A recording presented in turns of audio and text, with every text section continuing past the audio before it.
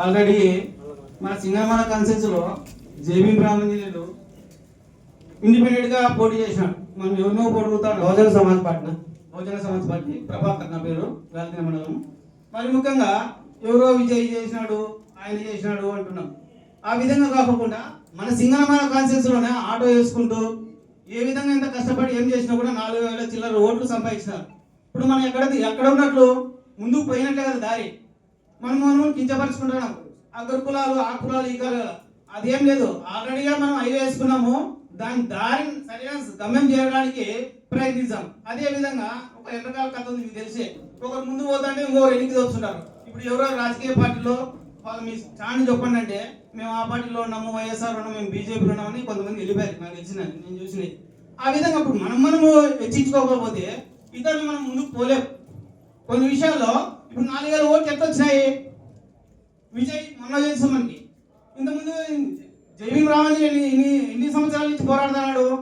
ఏ విధంగా పోరాడుతాడు? ఈ చర్చా వేదిక కూడా ఇంత కష్టపడే దీనికి ఫైనాన్సిక్ అయితేమి, మానసికంగా అయితేమి, ప్రయత్నం అయితేమి, సమయం కేటాయించి ఈ విధంగా ఇంత స్థానాన్ని సమకూర్చి ఇన్ని చేసినాడంటే మనం ముందుకు పోయినట్టే కదా. అగ్రకుణాలు మనకి ఎప్పుడు దీటు కాదు, ఏటు కాదు, ఎదురు కాదు. మనం పోయే దారిని ఎవరు ఆపలేరు. ఎక్కడ మన క్యారెక్టరు, మన ఫైనాన్స్, మన లోబడము ఎప్పుడే కానీ మనం ఈ విధంగా ఉంటే మన రాజ్యాధికారం వచ్చినట్లే. ఈ విధంగా లేదంటే రాజ్యాధికారం లేదు. ఇప్పుడు చెప్పుకోవాల్సిందే ఫోటోలు వేసి.